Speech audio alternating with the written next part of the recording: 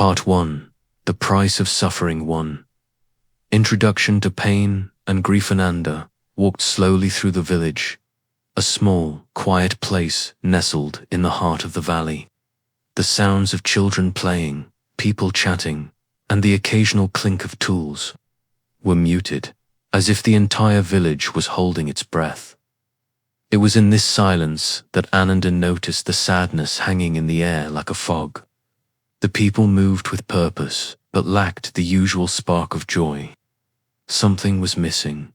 He walked past the market and the well, noticing that even the children, usually so full of life, seemed subdued. His eyes wandered to the far corner of the village, where a lone figure sat by the riverbank. It was a woman, her shoulders hunched as if carrying the weight of the world. She stared blankly into the flowing water, her posture rigid, almost as if her soul was trapped in the current of her own sorrow. Ananda approached her slowly, not speaking at first, just letting the moment breathe. He sat beside her, careful not to disturb the silence. The woman's grief was palpable. She did not turn to him when he sat, and for a long moment, they simply sat together in quiet company.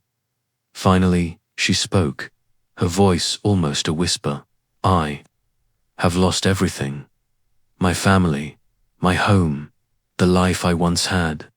How do I live without them? How do I go on when my heart feels like it has been torn apart?" Her words hung in the air like the dense fog that enveloped the village. Ananda's heart ached for her, but he knew that offering words would not immediately heal the wound. He turned his attention to the river, watching it flow steadily. "Pain is a part of life," Ananda said softly. "It comes and it goes, like the river that flows and never stops. It doesn't mean it is easy, but it does mean that it is not forever." The woman turned to look at him then, her eyes wet with unshed tears. "But I don't want to let go of it. It's all I have left of them. If I let go, what will be left?" Ananda's response was slow, measured, and compassionate. Letting go doesn't mean forgetting. It means not letting it define you. Pain can pass through you, but if you hold on to it, it can remain inside you forever. If you allow it to be part of your journey, it will eventually leave you, but you must stop holding on to it. 2. Pain as a teacher, Ananda continued, his voice gentle yet firm. The pain you feel is real, but it does not need to control you. It is a teacher. It shows you what truly matters, what you love. It helps you appreciate what you have, even as it causes grief. But you must learn to accept it, not fight it. He spoke of his own past, of moments when his own heart had been broken, when he had felt as though the world was too much to bear. I, too, have experienced the sting of loss. I have felt the weight of pain. But through that, I found that the way to peace was not to avoid pain, but to experience it without clinging to it. It taught me that suffering is temporary. The love we have, however, is eternal. The woman looked out at the river again, her eyes thoughtful. She was listening, not yet fully understanding, but beginning to grasp the idea. "So, you're saying that the pain will pass?" Ananda nodded. "Yes, pain is like the seasons. It has its time, its place, but it never stays forever. When you stop resisting it, it has the chance to move through you, to be released." He spoke of the concept of impermanence. Everything in life changes, and nothing stays the same forever. Not pain, not joy, not even the most difficult moments. Ananda encouraged the woman to think of her grief not as something that would consume her, but as something that would, in time, fade, leaving only the essence of what she had loved behind. Sometimes, the hardest thing to do is to let go of. The very thing we hold on to the most, Ananda said. But in letting go, you will find freedom. Freedom from the chains of the past, freedom to live in the present, and freedom to love again. 3. The journey of healing. The woman, though deeply grief-stricken, began to open up. Her tears fell freely now, but they were no longer tears of despair. They were tears of release. Slowly, she began to understand that letting go didn't mean erasing her memories or her love for those she had lost. It meant releasing the hold that grief had on her, so she could find peace again. Ananda spoke of his own healing journey, of the moments when he had felt truly broken, and how he had rebuilt himself, piece by piece, with patience and compassion. Healing is not a quick process. It takes time, it takes patience, and most of all, it takes self-compassion. He spoke about the importance of sitting with the pain, of not running from it or numbing it, but allowing it to be there, to be experienced fully. Pain is not the enemy, it is a teacher. And the only way to move through it is to acknowledge it, to honor it, and then to release it when the time is right. The woman nodded slowly. She didn't have all the answers, but she understood one thing. Her grief was not a life sentence. She could live with the memory and still move forward. The process of healing had already begun. She would no longer carry the weight of her pain alone, but for embracing pieces, the sun began to set. Casting golden light over the river, Ananda stood up. He extended his hand to the woman, helping her rise. The heaviness that had once weighed her down had lessened, and there was a lightness in her steps as she followed him down the riverbank. The silence between them now felt comfortable, not heavy. Remember, Ananda said, turning back to her, you are not defined by your pain. You are defined by how you move forward with love, with compassion, and with courage. You have everything you need to heal. It begins with acceptance. Accept that your pain is part of your journey, but do not let it be your destination. The woman nodded, the first genuine smile forming on her lips. She had heard the teachings, and while she wasn't entirely free from the burden of grief, she understood that the path to peace was within her grasp. As Ananda walked away, he felt a sense of peace settle in his own heart. He knew that each encounter was a moment of growth, not just for those he helped, but for himself as well. 5. A quiet understanding. As Ananda continued his journey through the village, he encountered others whose lives were marked by various forms of suffering. Each person he met was facing a challenge that seemed insurmountable. But Ananda had come to realize that suffering was not the defining feature of a person's life. It was simply a part of the journey. Each lesson he shared, whether in silence or words, had the same essence: to live fully in the present, to accept what is, and to find peace in the midst of hardship. Ananda knew that the greatest gift he could offer was not the answers, but the space for others to find their own. Through presence, through compassion, through the simple act of being, healing would begin.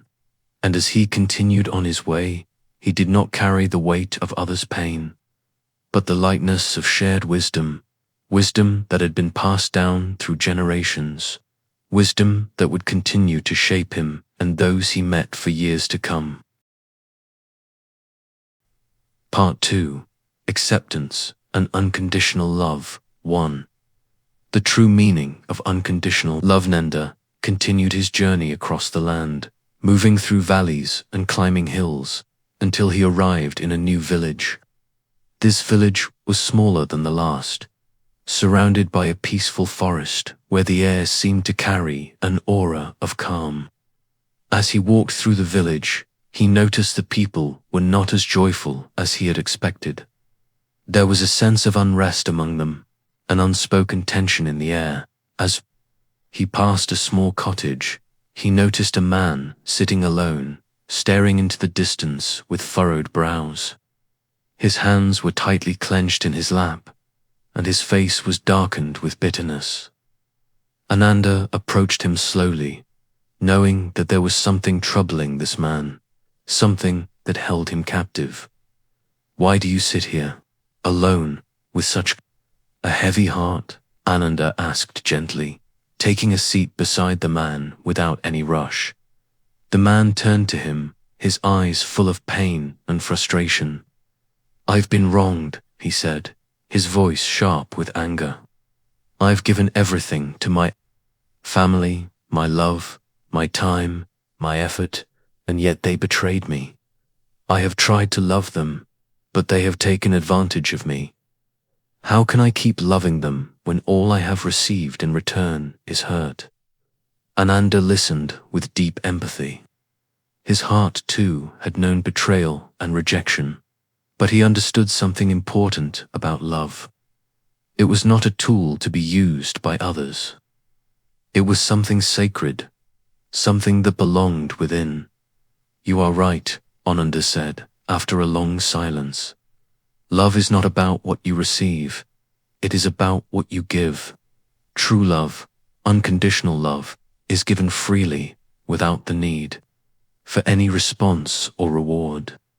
The man looked confused, his anger still simmering beneath the surface. "How can that be?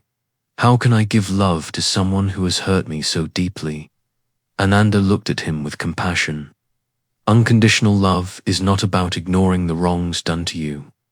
It is not about pretending that pain doesn't exist. It is about choosing to love, regardless of what happens. True love is not transactional. It does not depend on how others behave.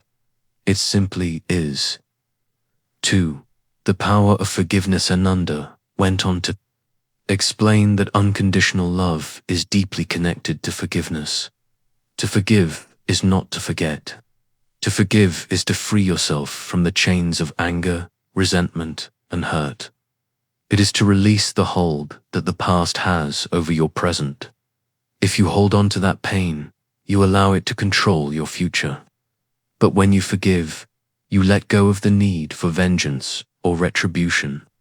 The man listened closely, still wrestling with his emotions. "I've tried to forgive, but it feels impossible. Every time I think about what they did, the anger comes back." Ananda nodded. Forgiveness is not easy. It is a process, but it begins with a choice. The choice to release the hold that anger has on your heart. You don't have to forget what happened, but you can choose to stop letting it control you. Ananda shared a story of his own experience with betrayal. He had once been hurt by those he trusted, and for a long time he had carried the weight of that pain. But through the process of forgiveness, he had found peace. Forgiving does not change the past, but it transforms your future. When you forgive, you are not excusing the wrong, but you are choosing to stop letting it hold power over you. The man's eyes softened, the storm inside him beginning to settle. For the first time, he saw the possibility of freedom in forgiveness. 3. Loving yourself. Ananda knew that in order to truly love others, one must first learn to love themselves. It was a concept that many people misunderstood, believing that self-love was selfish or indulgent. But Ananda knew better. Self-love was the foundation for all other forms of love. Without it, love for others would always be incomplete, because it would always be seeking something in return. He met a woman one evening who had been sacrificing her needs for the sake of others her entire life. She had spent years in service to her family, her community, and her work, but in doing so, she had lost touch with her own needs, desires, and dreams. She was worn, exhausted, and deeply dissatisfied.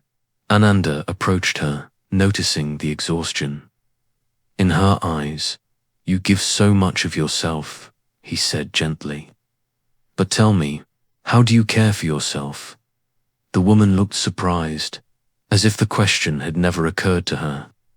I care for everyone else, she replied, but I don't have the time or the energy for myself.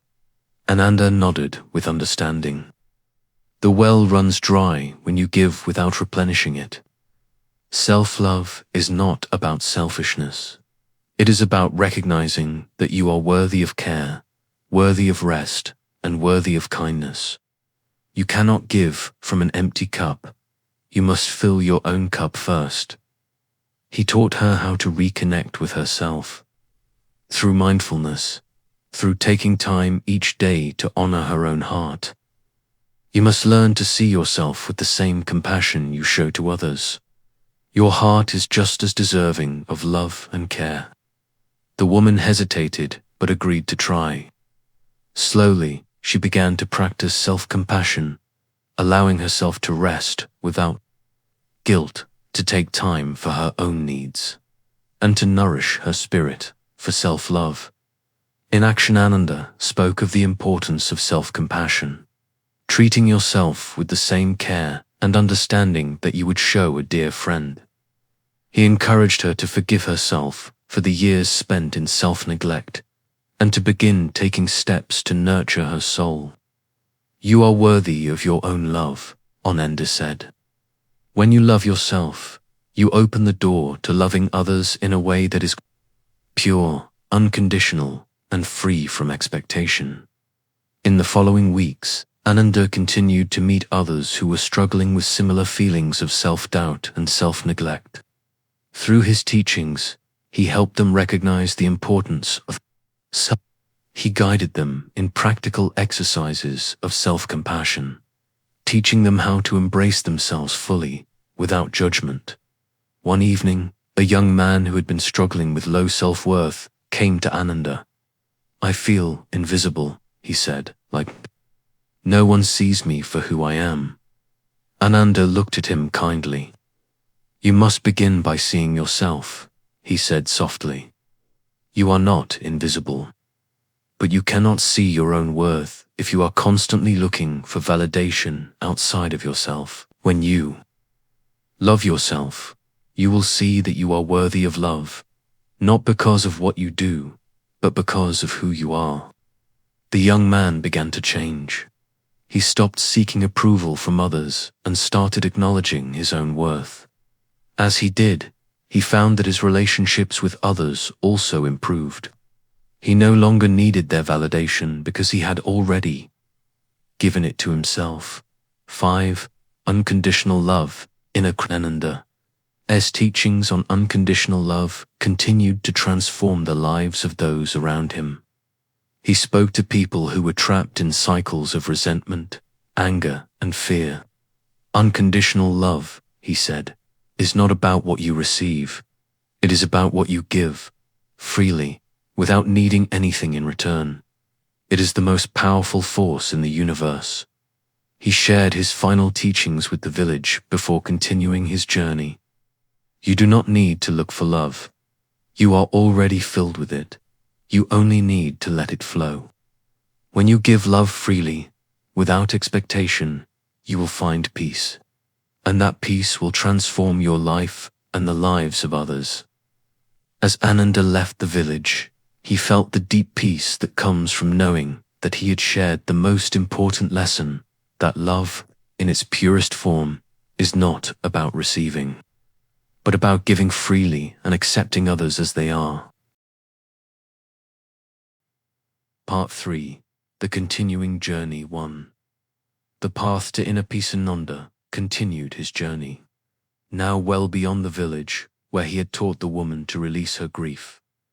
His footsteps carried him through more villages, each one bringing new faces, new stories, and new lessons.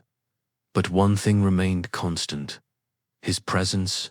Wherever he went, people began to notice a sense of peace that surrounded him.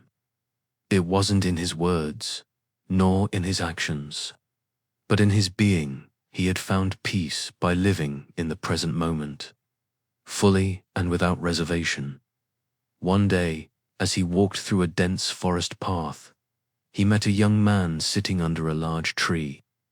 The man's face was drawn and tired, his eyes filled with frustration.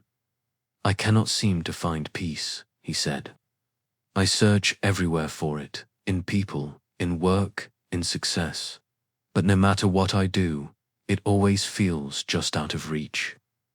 Ananda sat down beside him, not rushing to provide an answer, but simply offering his presence. They sat in silence for a long time, and Ananda allowed the young man's frustration to exist without trying to fix it. After a while, Ananda spoke softly. "Peace is not something that you can find by seeking it. It is not something you find by chasing it. Peace is something you become. It is found in the present moment, in the simple act of being." The young man stared at him, confused. "But if peace is in the present moment, why do I still feel restless?" Ananda smiled gently. "Because you are still looking for peace in places that it is not. You seek peace in the future, in something that has not yet arrived. True peace is not something you find ahead of you. It is here in this moment, right where you are. The key to peace is learning to accept the present with all its imperfections and to be fully present in it." 2. The illusion of the future. Ananda continued his teachings on the present moment. The future is an illusion. It is something we can imagine, but we cannot control. Every moment that we spend worrying about what might happen tomorrow takes us further away from the peace that is available today. Worrying about the future is like trying to grasp at the wind. It slips through your fingers. He spoke of the countless times he had struggled with his own expectations of the future. When he had first started his journey, he had been consumed by the need to find answers, to reach enlightenment, to solve problems. But it was in learning to release these expectations that he had found true peace. "Peace is not found in the perfect circumstances," Ananda said. "It is found in accepting that the circumstances, as they are enough. When you stop seeking peace in the future, you will begin to find it in the now." The young man sat quietly, absorbing the words. He could feel something shifting inside him. The restless energy that had clouded his mind was beginning to settle, and for the first time, he realized that the peace he sought was already within him. 3. Finding joy in the journey. As Ananda continued his journey, he found that peace was not something to be sought, but something to be lived. He no longer rushed through life, but instead embraced each moment with full awareness. He spoke to those he met, not just with words, but with the example of his own life, a life that was fully present, fully at peace in the next village. Ananda met an elderly woman who had spent most of her life caring for others. Her children were grown, and her husband had passed away, leaving her alone in the twilight years of her life. She had once been filled with ambition and purpose, but now, as she sat alone in her small home, she felt as though life had passed her by. "How do I find joy again?" she asked Ananda, her voice filled with sorrow. Ananda smiled kindly. "Joy is not found in what you have or what you do. Joy is found in how you see things. When you see life as a gift, when you see the moments as precious and worth celebrating, joy will naturally arise." He taught her that joy could be found in the smallest of things, in the scent of flowers, the sound of birds singing, the taste of food. You do not need grand achievements to find joy. Joy is already here, in the present. You just need to recognize it. 4. The practice of mindfulness. Ananda spent several days with the woman, teaching her the practice of mindfulness. Mindfulness is simply the practice of being fully aware of what is happening right now, without judgment or distraction, Ananda explained. It is about being present with each breath, each step, each word. It is about living in the moment with an open heart and a clear mind. The woman began practicing mindfulness in her daily life. She started to notice the small things, the warmth of the sun on her skin, the rustling of the leaves in the wind, the sound of the river flowing nearby. With each passing day, she felt more connected to the world around her, more at peace with herself. She realized that joy was not something to be chased, but something to be embraced in each moment. Point 5. The end of seeking. As Ananda prepared to leave the village, he spoke to the woman one final time. "You have already found peace," he said. "It is not a destination you are trying to reach, but a way of living. The moment you stop seeking peace and start living it, you will discover it everywhere." The woman smiled, her heart light and full. "Thank you," she said. "I see now that peace was never something to be found. It was something to become." Ananda nodded and continued his journey, knowing that each person he met was another part of his own unfolding. He no longer sought answers or solutions. He simply was present, at peace, and full of love. And that was enough. Part 4. The Heart of the Journey 1. Compassion and presence. In Ananda's journey took him deeper into the wilderness. Far from the village where he had shared the teachings of peace and forgiveness. The forest was dense and quiet, the only sounds being the occasional rustle of leaves or the distant call of a bird.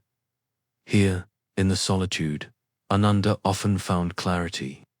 He knew that the world was filled with suffering, but that suffering did not need to define those who endured it. One day, as Ananda rested beside a stream, he encountered an elderly woman who appeared lost. She was frail, and her face was etched with worry. Her steps were hesitant, and she seemed uncertain of her direction. "Are you lost, my friend?" Ananda asked, his voice gentle. The woman looked up, startled by his presence, and nodded.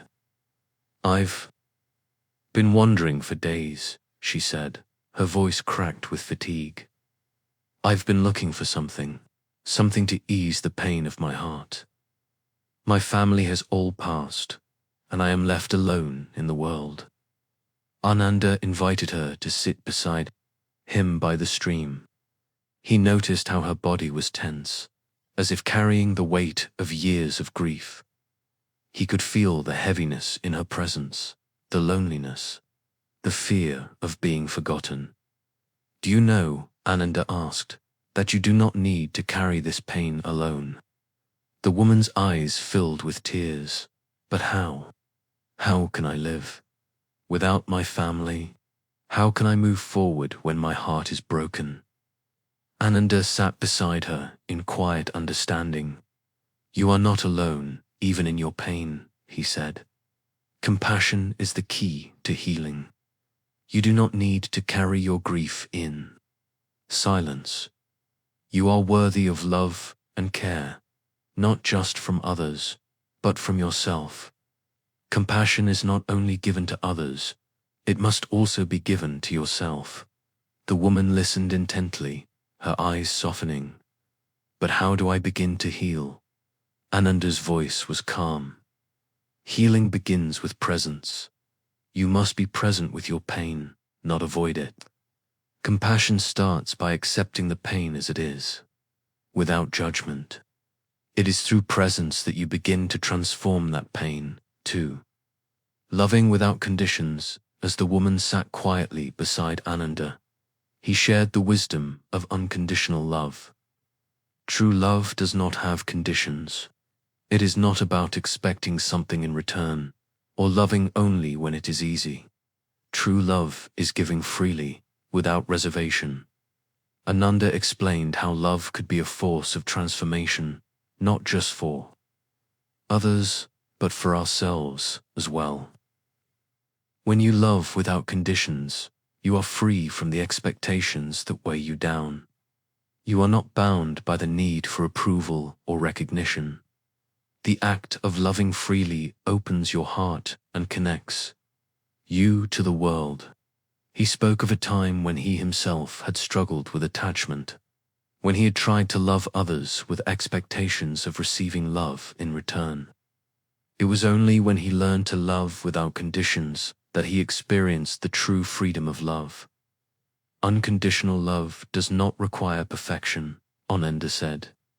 It embraces others for who they are, with all their flaws, their struggles, and their imperfections.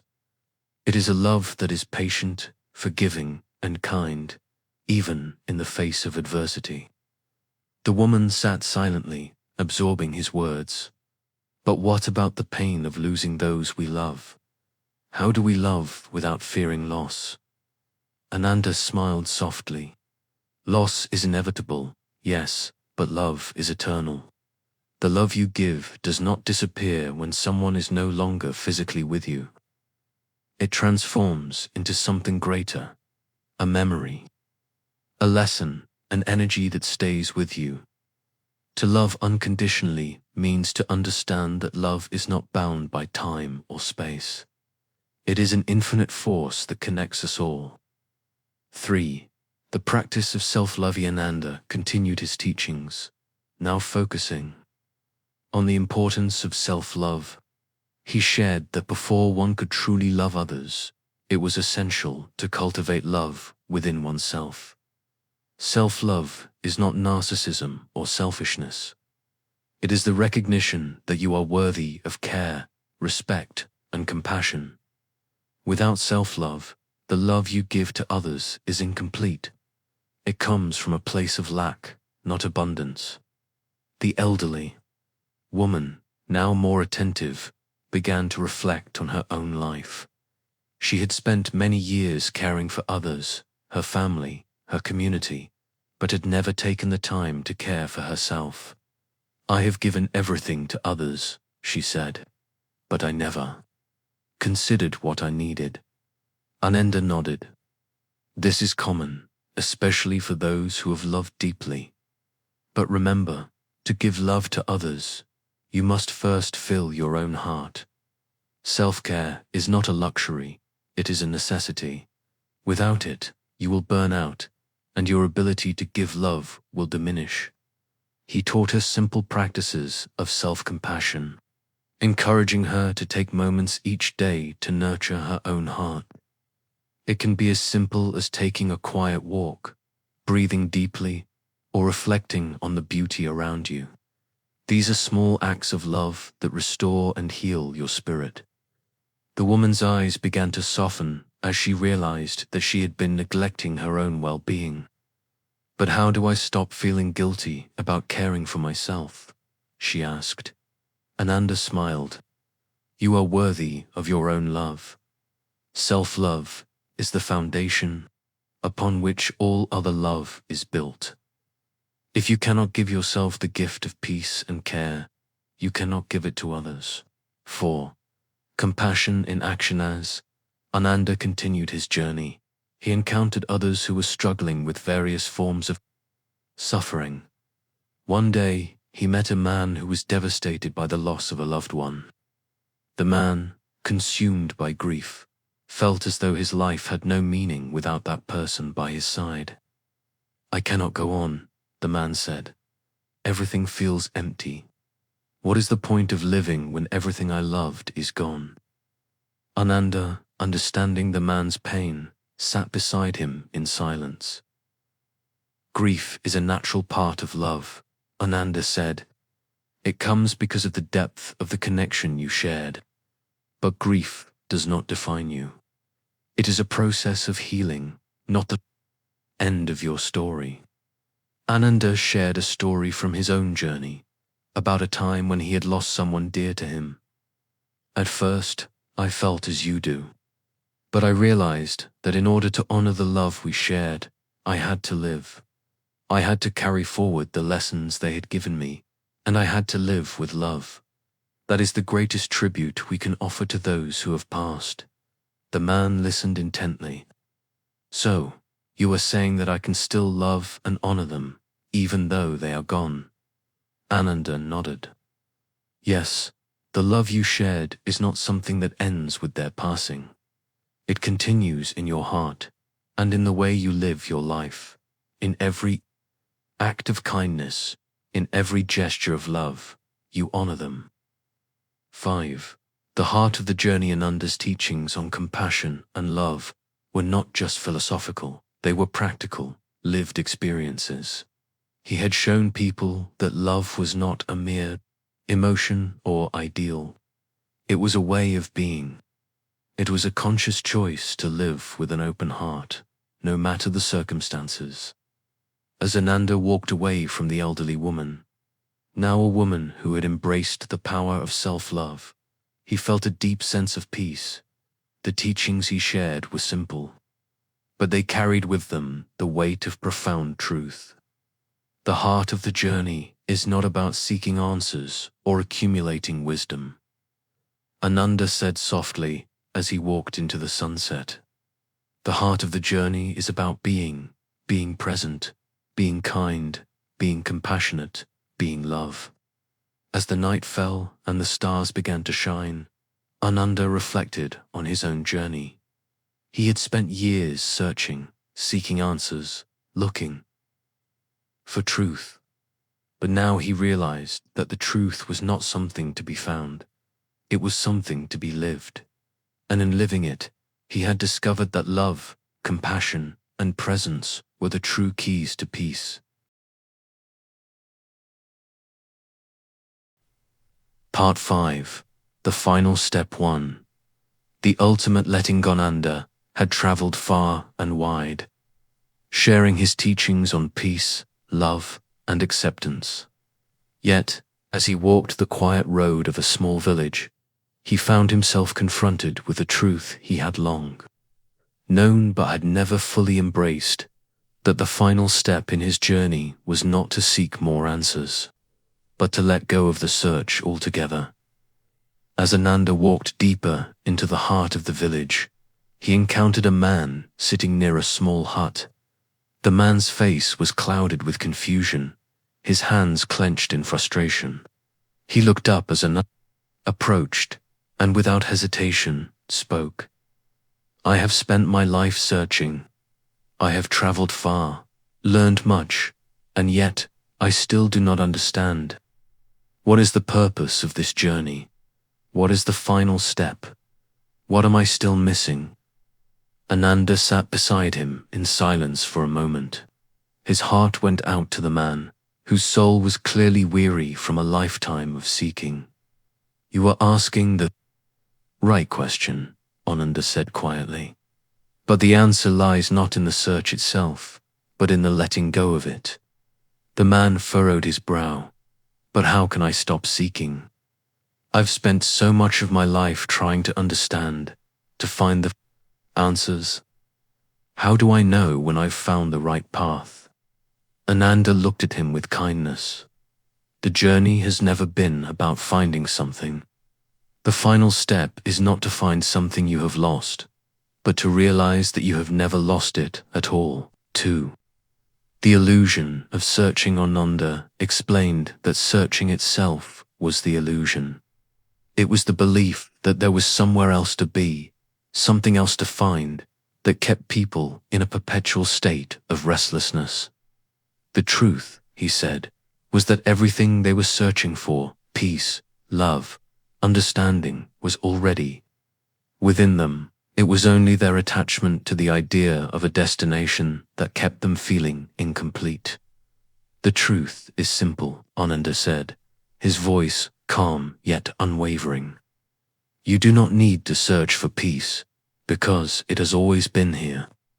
You do not need to find enlightenment, because it is already within you, waiting to be recognized. He shared a story from his own life, one in which he too had been caught in the trap of searching for something outside of himself. When I first started this journey, I thought I needed to find answers. I thought I needed to understand everything to achieve something grand. But it wasn't until I stopped looking, for answers that I realized the truth. I was the answer. The journey wasn't about seeking something, but about being with what was already here. The man listened, his expression softening. But how do I stop searching? How do I let go of something I've done all my life? Ananda smiled gently, by realizing that the search itself is the barrier. When you stop looking for something outside yourself, you will see that everything you need is already within. The search will stop when you realize there is nowhere else to go. 3. The realization of wholeness. As Ananda continued to speak, he helped the man see that the final step in the journey was not a grand revelation or a moment of sudden insight. It was the quiet recognition that everything is as it should be. The man had been searching for peace, but peace had always been with him, waiting to be noticed.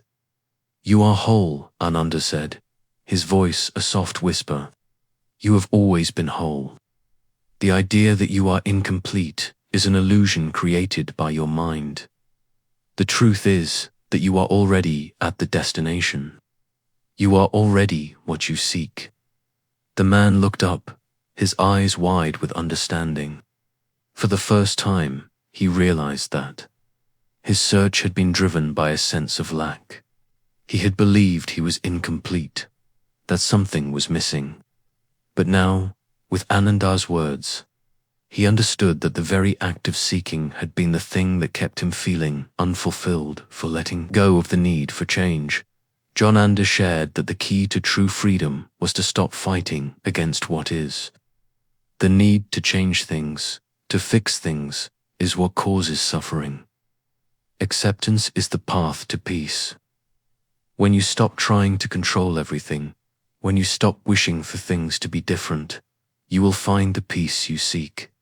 He spoke of the nature of impermanence, how everything in life was in a constant state of change. We cannot control the world around us, but we can control how we respond to it. The final step is to stop seeking control, to stop wishing for things to be other than they are. The man nodded slowly. The weight of his search began to lift as he understood that the need to change everything was a barrier to peace. He didn't need to change his circumstances or his life to find peace. He only needed to accept them as they were. 5. The ultimate letting go. Peace through acceptance. The final lesson that Ananda shared was one of deep acceptance. True peace comes when you stop seeking it. True peace comes when you accept the moment exactly as it is, without judgment or desire for change. The final step is the recognition that there is nowhere else to go, nothing else to achieve. The path ends the moment you let go of the need to find it. Ananda spoke of his own realization that he had been on a journey that never truly had a destination. The path is the destination, he said. There is no end to the journey. There is only the walk. When you realize this, you are free. Free from the search, free from the need for answers, free from the need for more. The man, now calm, looked at Ananda. I understand now. It's not about finding something. It's about being with what is, without resistance. Ananda nodded. Exactly. Being is the final step. Not seeking, not wanting, not needing, just being. Part 6. The realization of peace 1. The awakening to stillness. As Ananda continued his travels, his understanding of peace deepened with each encounter.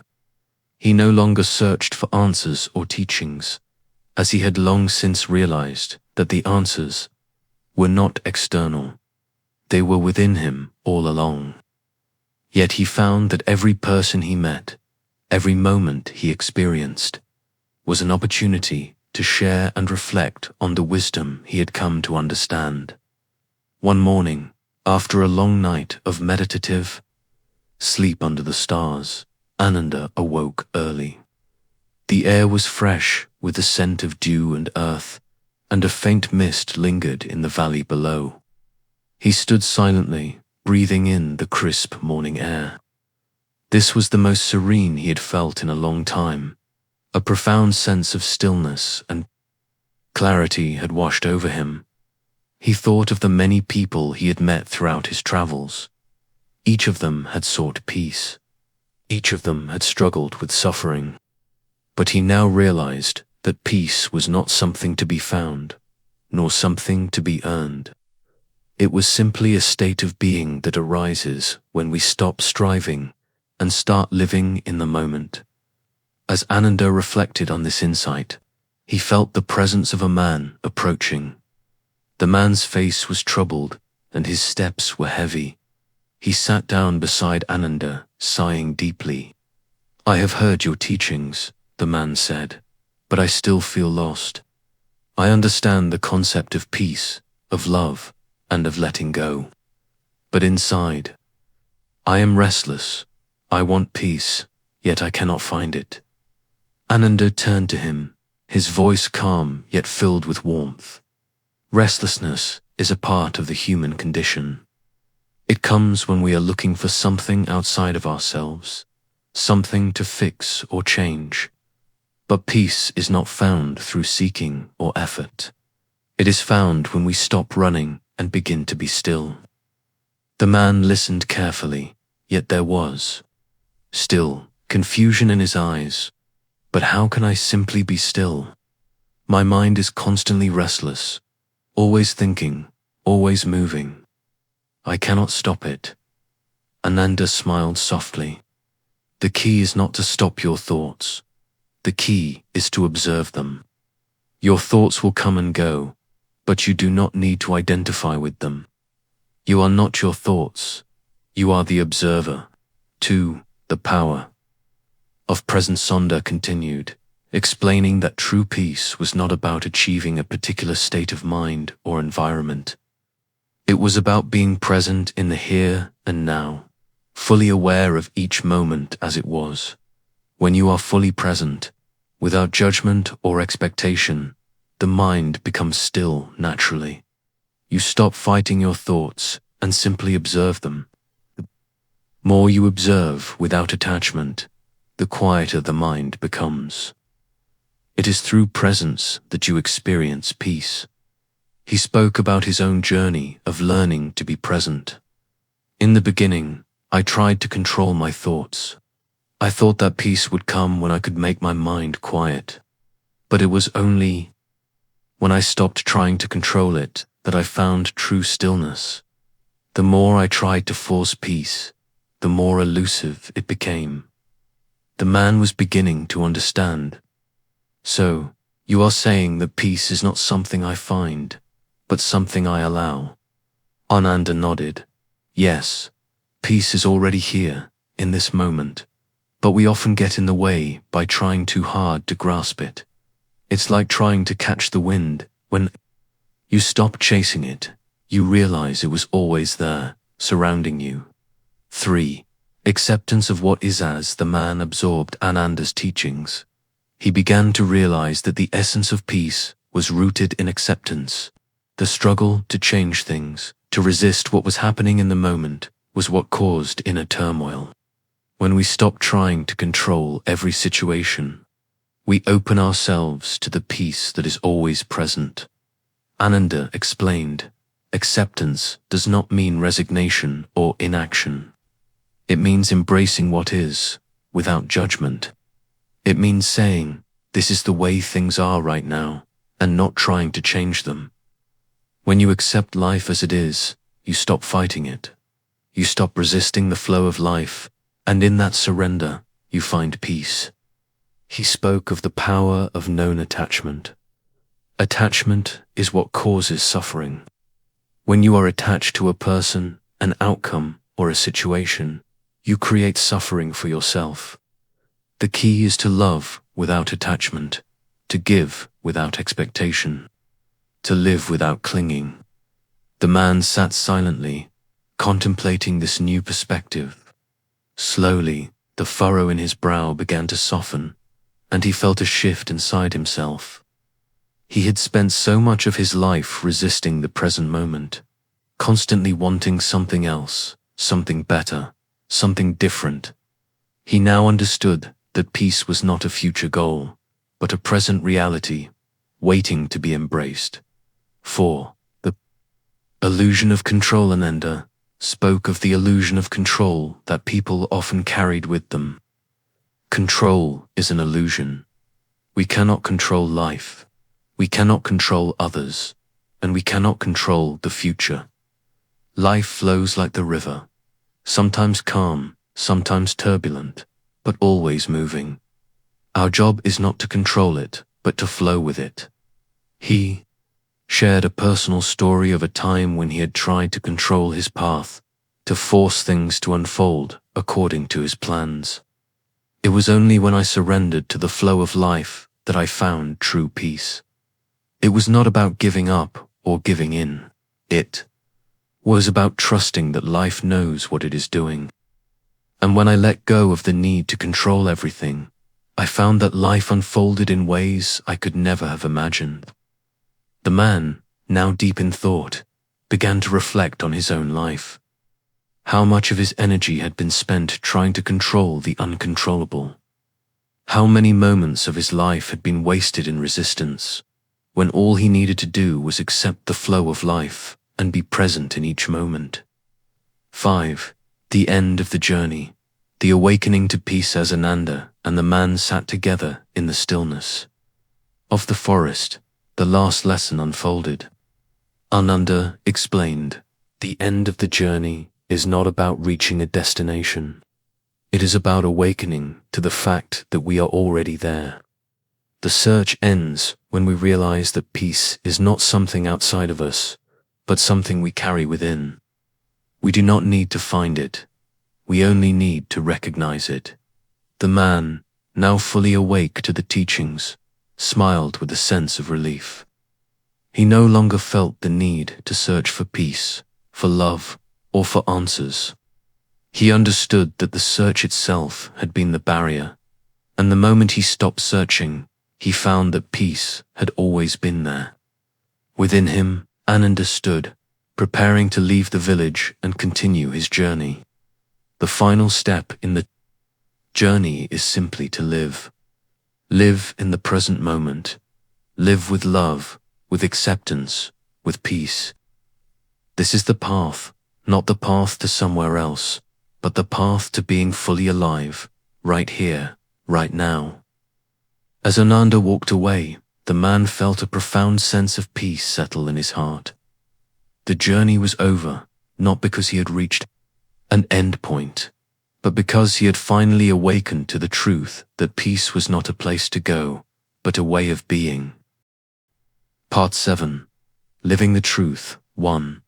The awakening of true self. Ananda had walked for many days, through villages, forests, and mountains. Each step a part of the unfolding journey that led him deeper into the understanding of life's greatest truths. He had seen many suffering souls, each carrying their own burdens, seeking peace, yet unaware that it was always within them. It was not in distant places or future events that peace resided. It was in the now, in the heart of each person. One morning, as Ananda was resting beneath a large banyan tree, he met a young man who had been walking for days in search of enlightenment. His face was weary, his clothes torn from the long journey, but his eyes were filled with determination. "I have traveled far," the young man said, his voice tinged with frustration. "I have sought wisdom, I have read the sacred texts, and I have practiced many forms of meditation. But I still do not understand. I still feel lost." Ananda gazed at him with a deep understanding.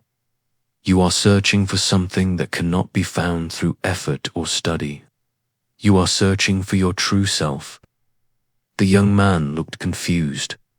"But I am already who I am. What is it that I am missing?" Ananda smiled gently. "You are not missing anything. You simply need to awaken to the truth of who you already are." The search for the true self is the greatest illusion. You have always been it. You only need to recognize it. The young man sat down, intrigued by Ananda's words. How do I recognize it? By being still, Ananda replied. By allowing yourself to be. The true self is not something you attain or achieve. It is not something you can grasp. It is the awareness of who you are, beyond all thoughts, beyond all desires, beyond all attachments. The young man closed his eyes, reflecting on Ananda's words. Slowly, he began to understand.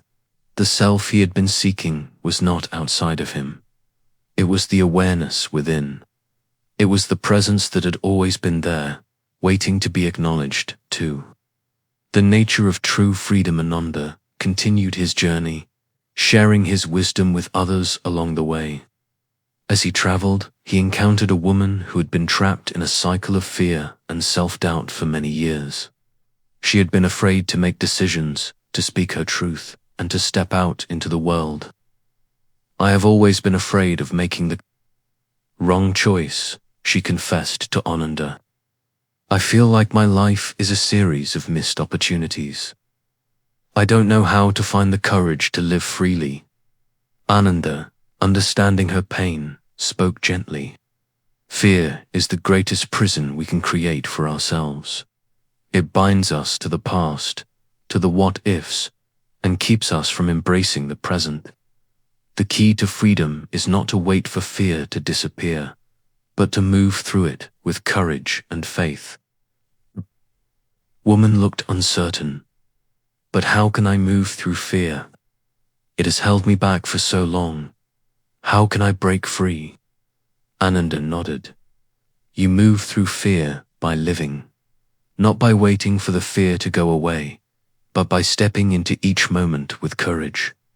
Freedom is not the absence of fear.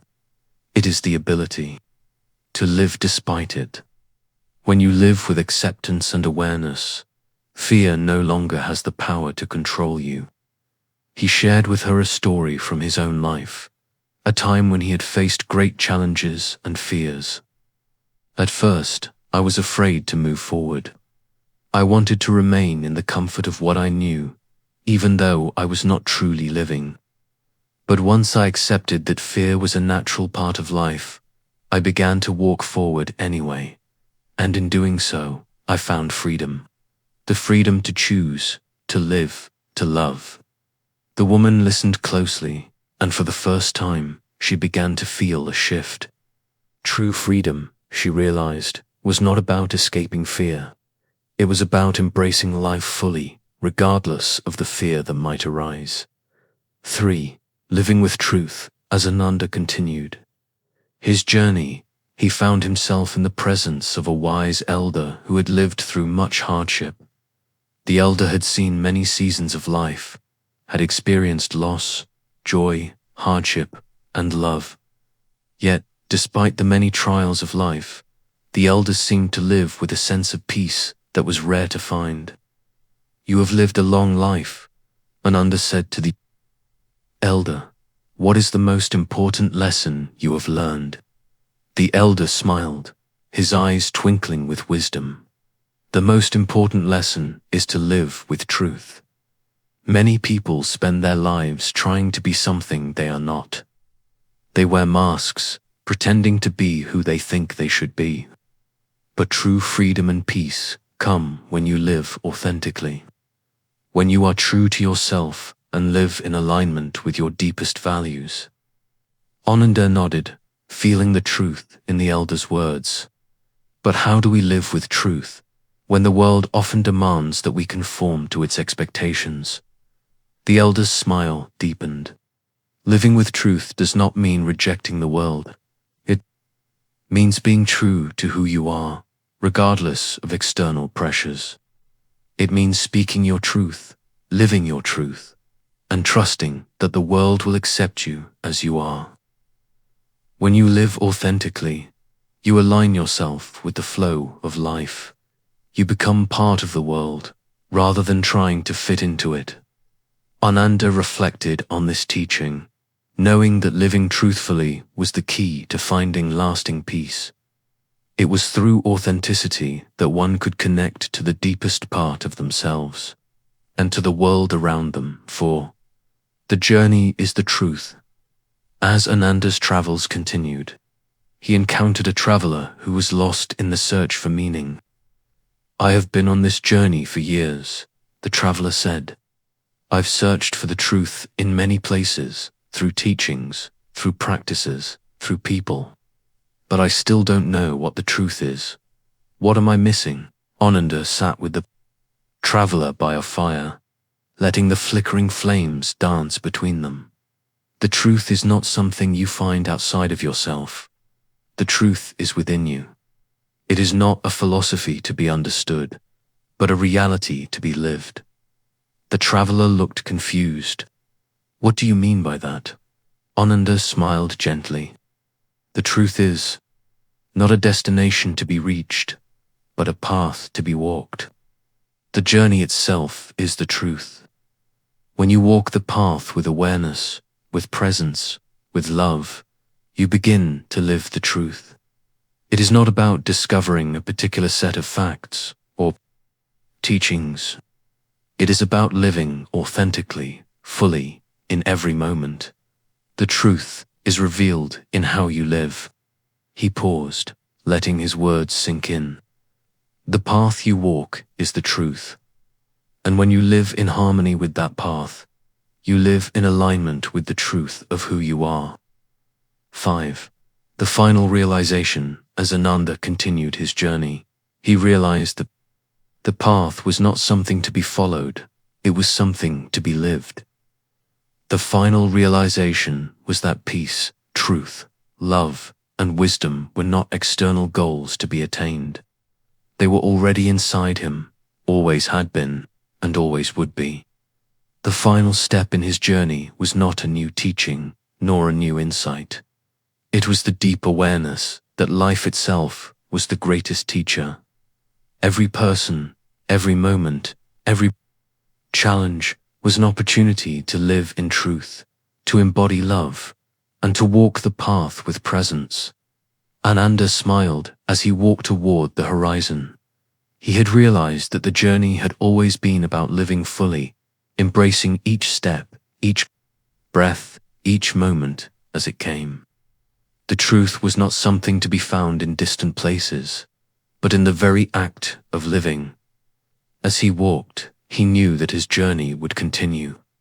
But now, it was no longer about seeking or searching. It was about being at peace with himself, with the world, and with all those he met along the way. This, he realized, was the ultimate truth. Part 8. The Way of Wisdom 1. The Awakening of Wisdom after many months of traveling. Ananda arrived at a small village nestled between green hills. The people there greeted him with kindness, but Ananda could sense a certain confusion in the air. It seemed that many of the villagers had been struggling with a deep uncertainty. There were constant debates among them, questions about life's purpose, and disagreements about how to live peacefully. Ananda observed these interactions quietly, waiting for the right moment to share his wisdom. One day, he was invited to sit with the village elders. They were wise people, each having lived long lives full of experience, but they struggled with how to teach the younger generation the way of wisdom. "Ananda," one elder asked, "we have lived long lives and have seen much, but we struggle to share the wisdom we've gained. How can we help others see the truth when there is so much confusion in the world?" Ananda looked out over the village, where the people were busy, with their daily routines, their minds filled with distractions. "Wisdom does not come from knowing many things," he began. "It comes from understanding the truth of what is. It is not about accumulating knowledge, but about living with awareness and presence." The elders listened closely, eager to understand, to live with wisdom. Ananda continued, "Is to recognize the truth of each moment. It is to see things as they are, without judgment or expectation. Wisdom is found in the simplicity of life, in being present with what is. He spoke of the simplicity of nature, the way the trees grow without trying to be anything other than what they are. Wisdom is the ability to see the world with fresh eyes, to let go of preconceived notions, and to live fully in each moment. 2. The nature of true wisdom. As Ananda spent more time with the elders and villagers, he began to explain the true nature of wisdom. Wisdom is not just knowing what to do, but knowing when to act and when to remain still. It is the ability to navigate life's challenges with grace, to make decisions with clarity, and to accept the impermanence of all things. He shared a story from his early years of training when he had encountered a situation where he was unsure of how to respond. At first, he had acted impulsively, thinking he needed to fix everything. But over time, he realized that sometimes the wisest response was to wait, to sit in stillness and let the situation unfold without interference. Wisdom is not just about doing, Ananda explained. It is about knowing when to do, when to speak, and when to remain silent. It is about understanding that there is a time for action and a time for stillness. The villagers began to understand that wisdom was not something external to be learned, but something that could only be realized within. It was not something they could grasp with their minds, but something they could feel in their hearts, when they allowed themselves to be fully present with life as it was. 3. The practice of mindful awareness. Ananda continued to teach the villagers about the power of mindful awareness. He explained that wisdom was rooted in awareness of the present moment. To be truly wise, you must first be fully present in each moment. When you are mindful of your thoughts, your actions, and your surroundings, you begin to see things as they are, not as you want them to be. He guided the villagers through a series of mindful practices. Take a moment, he said, to sit quietly and notice your breath. Don't try to change it, just observe it. Feel the sensation of the air entering and leaving your body. This is the beginning of wisdom, being aware of what is, right here, right now. As the villagers practiced mindfulness, Ananda explained that true wisdom was the ability to see the interconnectedness of all things. Wisdom comes when we realize that everything is connected, that every action we take ripples out into the world. The wise person acts with awareness of the impact of their actions and lives in harmony with all beings. Through these teachings, Ananda showed the villagers that wisdom was not something to be learned from books or teachings alone. It was something to be lived, and it could only be fully understood through direct experience and mindfulness. 4. The importance of detachment. One evening, after a long day of teaching, Ananda sat with the elders by the fire. They asked him a question that had troubled them for many years. How do we know if we are living wisely when the world seems to pull us in so many directions? How do we remain detached from the distractions and desires of the world? Ananda sat quietly for a moment, reflecting on their question. Detachment does not mean rejecting the world or renouncing all material things, he explained. Detachment is about freedom, the freedom to not be controlled by external circumstances. It is about living in the world, but not allowing the world to dictate your peace. He spoke of his own experience with attachment, explaining that for much of his life, he had clung to desires and attachments, whether to people, outcomes, or ideas. It wasn't until he began to let go of these attachments that he found true freedom. To be truly wise, You must learn to detach from the things that pull at your heart and mind, Ananda said. This does not mean you stop loving or caring. It means you love without attachment. You enjoy without clinging. You act without being attached to the result. The elders nodded in understanding, and Ananda continued. Detachment allows you to experience life fully, without the fear of loss. It allows you to give freely, love deeply, and live without regret. 5. The path of wisdom, the teachings of wisdom deepened in the village. Ananda knew that his time there was coming to an end. He had shared the truths that he had lived, and now it was time for the villagers to carry these teachings forward on their own journeys. The path of wisdom is not a straight road, Ananda said to them one final time. It is a winding path, full of twists and turns. There will be moments of clarity and moments of confusion. But the key is to keep walking with awareness, presence, and acceptance of whatever arises. He spoke of the nature of the path, how it was not about the destination, but about the journey itself. Wisdom is not found in the end, but in the steps you take along the way. Each step is a chance to practice mindfulness, to practice love, and to practice compassion. It is in these steps that wisdom is built. As he prepared to leave the village, Ananda left them with a simple teaching. The path is within you. You do not need to look outside for wisdom. It is here, in every moment, in every breath. Walk it with open eyes and an open heart, and you will find peace along the way.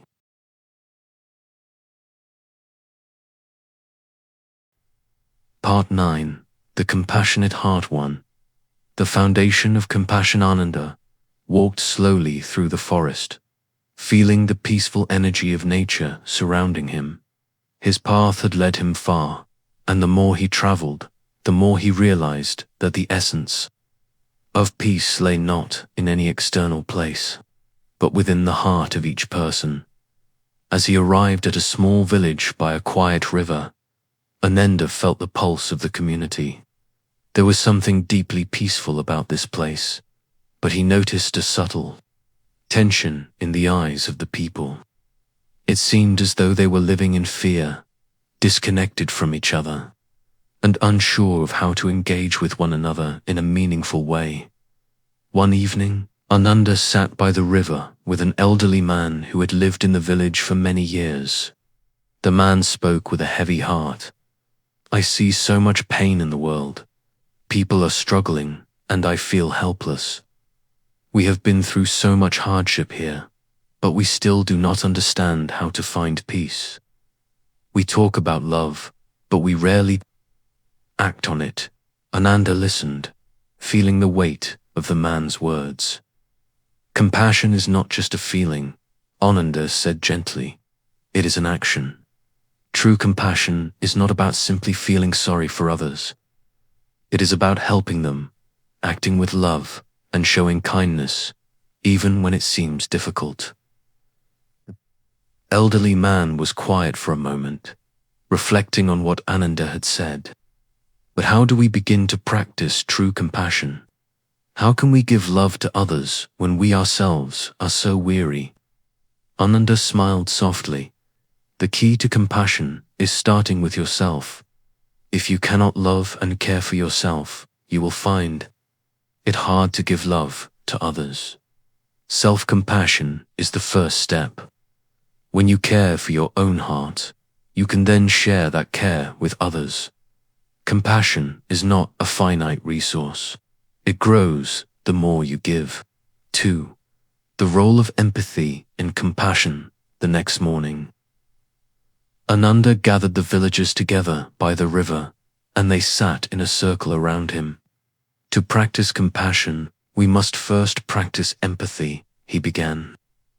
Empathy is the ability to feel with others, to understand their pain and joy without judgment. When you are empathetic, you connect with others on a deeper level. and that connection becomes the foundation for true compassion. He spoke of the many times he had met people who were suffering in silence, their hearts heavy with grief or fear. To practice empathy, we must first open our hearts.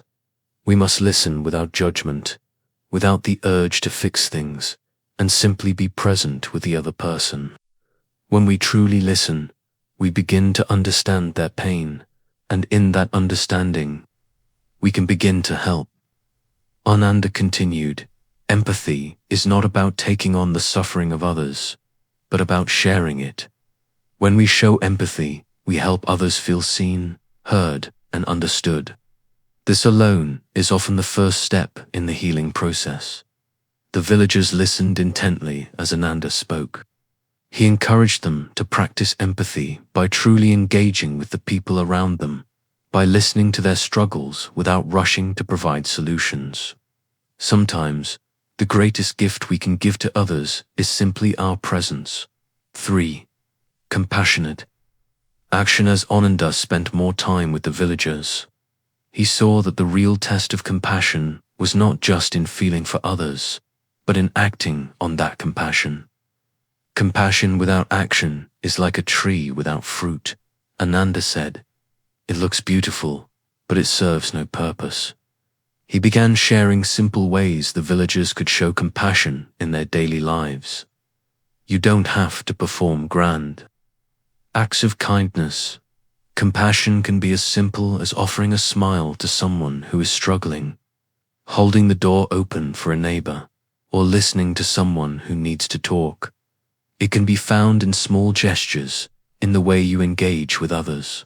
Ananda shared a story of a time when he had been walking through a village, and he saw a woman sitting alone by the side of the road. Her face was downcast, and she seemed lost in thought. He approached her and simply sat beside her without saying a word. He didn't ask about her struggles or try to fix her pain. He just sat with her, offering his presence. After some time, she looked up and began to speak, sharing her story and her troubles. Sometimes, just being present with another person is the most compassionate thing you can do, Ananda said. It is not always about solving their problems, but about offering a listening ear and an open heart. 4. The power of forgiveness in compassion. Ananda's teachings on compassion led him to speak about the power of forgiveness. Forgiveness is one of the highest expressions of compassion. When you forgive, you free yourself from the chains of resentment and anger. You no longer allow the actions of others to control your peace. You are not forgiving because the other person deserves it. You are forgiving because you deserve peace. He spoke of his own experiences of being wronged by others and how he had struggled with the urge to hold on to anger and resentment. Forgiveness is not easy. It is a process, and it takes time. But the moment we forgive, we free ourselves from the past and allow ourselves to move forward. Ananda shared the story of a monk who had been deeply hurt by a close friend. The monk had spent years harboring anger and resentment, but over time, he realized that his pain was not caused by the other person's actions, but by his own attachment to the past. The moment the monk forgave, he was set free, Ananda said. Forgiveness is not just for the one who wronged you. It is for your own freedom. 5. Compassion for the world. As Ananda's teachings on compassion spread throughout the village, he felt a deep sense of peace, knowing that the villagers were beginning to live with more love and kindness. But he also knew that compassion was not limited to the people around us. True compassion extends to all beings, to the world itself. The world is full of suffering, not just among humans, but among all living beings, Ananda said to the villagers one evening. To be truly compassionate, we must recognize the suffering of all beings, animals, nature, and the earth itself. When we live with compassion, we extend that love to the world. He spoke of the importance of caring for the earth, for the plants and animals that share the planet with us. Compassion is not just about caring for people.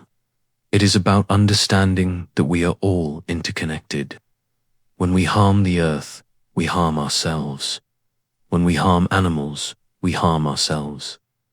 To be truly compassionate is to recognize the interdependence of all things, and to act in a way that supports the well-being of all life.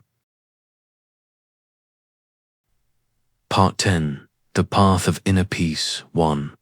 The Quest for Inner Peace after many months of traveling. Ananda arrived in a tranquil valley, surrounded by high mountains and flowing rivers. This valley was different from others. The people here were not troubled by external conflicts or fears, but there was a sense of disconnection. While they lived peaceful lives on the surface, Ananda noticed a subtle tension in the air. The villagers seemed to be searching for something, but they did not know what. As Ananda sat by the river, meditating and observing the flow of water, a man approached him. His face was weary, his shoulders slumped. "I have heard of your teachings," the man said. "I've spent my life searching for peace, yet I feel restless. I have wealth, I have success, but I do not have peace. I do not know how to find it." Ananda looked at the man kindly, knowing that his question was one many had asked throughout the ages. "You have come far, but peace is not something to be found in external things," Ananda said. "Peace is something that arises within you, when you stop searching and begin to live fully in the present moment." The man frowned, confused. "But how can I live in the present when my mind is always racing, always worried about the future? How can I find peace when I feel so disconnected from the world around me?" Ananda smiled gently. The first step to finding peace is to realize that peace is not something to be sought. It is something that is already within you. The moment you stop seeking it outside yourself, you will begin to recognize it within. The man's face softened as he listened. "So, peace is not something I can buy or achieve?" he asked. "No," Ananda replied. "It is a state of being. It comes when you stop resisting the present moment, when you stop chasing after things that do not bring true happiness. Peace is already here, in the simplicity of your breath, in the stillness of your heart." 2. The simplicity of life. Ananda continued, explaining that the path to inner peace was not about acquiring more or doing more. The more we chase external goals, the further we drift away from peace. Peace is found in the simplicity of life, in the small, quiet moments that we often overlook. He spoke of the teachings of great masters who lived simple lives, not because they lacked anything, but because they had learned to live with gratitude for what they already had. "Peace is not found in wealth or fame," Ananda said. "It is found in simplicity, in appreciating the beauty of the present moment without the need for more." He shared the story of a monk who lived in a humble hut in the forest. This monk had no possessions, no luxuries, yet he radiated peace. The monk was content because he had learned to live with what he had. Ananda explained. He had let go of desires and attachments, and in doing so, he had discovered a deeper peace than any external achievement could provide. The man sat quietly, reflecting on Ananda's words. He realized that he had spent his entire life chasing after things, success, approval, possessions, believing that they would bring him happiness. But now, he began to understand that true peace was not something to be gained, but something to be embraced through simplicity and acceptance. 3. The art of acceptance. As Ananda spent more time with the villagers, he began to teach them the art of acceptance. Acceptance is not resignation, Ananda explained. It is the ability to say, "This is what is, and I accept it." Acceptance is the key to inner peace because it frees us from the struggle to change things that are beyond our control. He spoke about his own journey of learning to accept life as it was, without trying to force it into a particular shape. I used to struggle with the idea of accepting things as they are. I wanted to change everything, to make it all perfect. But I realized that true peace comes when we accept life's imperfections, when we let go of the need for everything to be as we think it should be. Ananda shared the story of a time when he had faced a great challenge. At first, he had resisted the situation, trying to control it.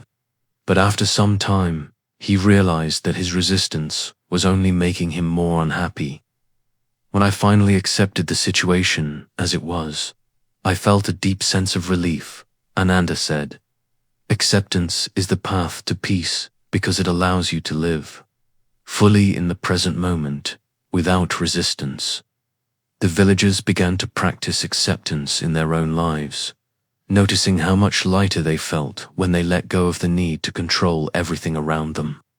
They learned that peace was not found in changing the world, but in accepting the world as it was. 4. The connection between all beings. One evening, as Ananda sat by the river, he encountered a young woman who was troubled by the suffering she saw in the world. I see so much pain in the world, she said, and I feel so small in comparison. How can I find peace when the world is so full of suffering? Ananda looked at her with understanding. The world is full of suffering, yes, but you are connected to all beings. Your actions, your thoughts, and your words ripple out into the world, affecting everything around you. He spoke of the interconnectedness of all life, explaining that when we act with compassion, we help alleviate suffering, not just for others, but for ourselves as well.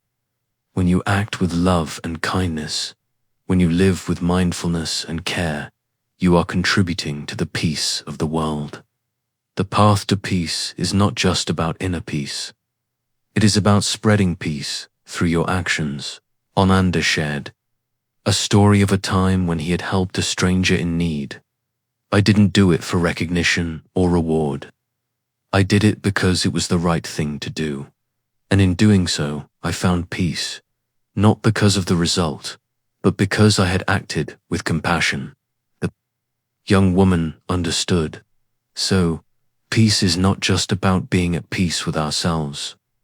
It is about sharing peace with the world around us, through our actions, our words, and our intentions. 5. The final step.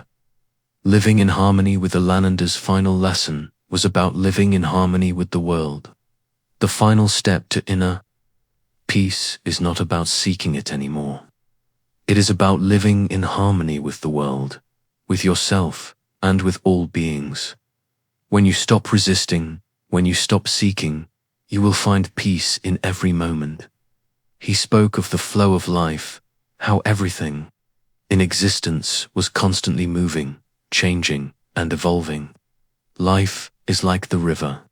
It moves forward, not backward. The key to peace is to go with the flow of life, to live in the present and trust that everything will unfold as it should. Ananda taught that the greatest gift we can give to the world is to live authentically and peacefully. When we align ourselves with the natural rhythm of life, we can experience deep peace, not just within ourselves, but in the world around us. The final realization. Living in peace. Ananda had walked through many villages, met countless people, and shared his teachings on love, compassion, acceptance, and peace. Yet, after all his travels and the wisdom he had shared, he found himself standing once again at the edge of a quiet river, in a place far from where his journey had begun. The world around him was peaceful, still, and full of life, a perfect reflection of the inner peace he had discovered. It was here, by this river, that Ananda realized something profound. The journey had always been about coming home to himself, to the truth of who he was. He had sought answers for so long, believed that enlightenment was something to be attained, something far off in the distance. But now he understood enlightenment was not a destination. It was the recognition of the truth within. As the sun began to set, casting golden light over the river, Ananda closed his eyes, letting the calm of the surroundings settle deep into his soul. He felt the soft wind on his face, the gentle rustle of the leaves, and the rhythm of the water flowing steadily by. Everything was in harmony. He was not separate from it all. He was one with the world. For so long, he had searched for peace, for enlightenment, for a path that would lead him to ultimate freedom. But now he understood that peace had always been with him, in his breath, in his thoughts, in his heart. It was never something to be found outside. It was something to realize within. 1. The journey within Ananda sat in stillness, reflecting on his journey. He had learned that true peace comes not from achieving a goal or reaching a destination, but from simply being fully present, accepting what is, and living in alignment with the truth of the moment. The path was never about seeking or striving. It was about living authentically, embracing each moment as it came, and walking the path with compassion, love, and understanding. His journey had been full of teachings, both given and received. But the most important lesson had been the one he had learned in the quiet moments of self-reflection, in the stillness where the answers had always been waiting for him. The journey, Ananda thought, was never about going anywhere. It was about being right here, right now, fully awake to the world around me and the truth within. He thought back to the people he had met, the young man searching for peace, the elderly woman struggling with grief, the man trapped by fear. Each one had been seeking the same thing, inner peace, love, freedom. And Ananda had shared with them what he had learned, guiding them on their own path to self-realization. 2. The true freedom, Ananda realized, was the freedom to live fully in the present without attachment to the past or fear of the future. It was the ability to accept whatever came, to embrace the impermanence of life, and to flow with it like the river that had followed its course for centuries. Regardless of the obstacles in its way, he thought of the words he had shared with the villagers. Freedom is not the absence of fear or suffering. It is the ability to walk through life with an open heart, without letting the external world control your peace. Ananda now understood that freedom did not come from achieving or accumulating. It came from letting go of the need to control life and allowing it to unfold as it should. The greatest freedom came from accepting life as it is, without resistance, without attachment. 3. The final lesson. As Ananda stood by the river, he realized that the final lesson was the simplest and most profound of all: to live with love and to live in peace. It was the love that came from accepting oneself and others, the love that was freely given without expectation, and the peace that arose from being at one with the world. Ananda's life had been a journey of self-discovery, and now, at the end of that journey, he understood that he had arrived at a place of peace that needed no further explanation. He was at peace with himself, with the world, and with the path that had led him here. The final step was not something he needed to take. It was something he had already realized, that life, in all its imperfection, was perfect. The beauty of the world lay not in its flawlessness, but in its ability to be exactly as it is. 4. The continuing path. Ananda knew that the journey would continue, as it always had. The path of peace and love was not one that ended, but one that unfolded with every step. He had shared what he knew with those he met, and now it was time for him to continue walking, to continue living the truth. As he began to walk along the riverbank, Ananda felt a deep sense of gratitude. He was at peace with the past, with the present, and with the future. The search for enlightenment was over, because enlightenment had always been here. Within him, within all of us, the final realization was that the path itself was the destination. Every step, every moment, was an opportunity to live fully in the truth, in love, and in peace. 5. The end of the journey. As Ananda walked into the distance, his heart light and free, he smiled to himself. He knew that his journey was not over. It was not meant to be. The journey would always continue for as long as he was alive. But now he walked it with a heart at peace, with the understanding that the journey and the destination were one. In the end, Ananda's path was not about arriving somewhere. It was about being present, living authentically, and walking with love. That, he realized, was the true meaning of life. And so, the journey continued, ever unfolding, as Ananda walked into the horizon, living each step with love, peace, and wisdom, knowing that he had already found everything he had been searching for.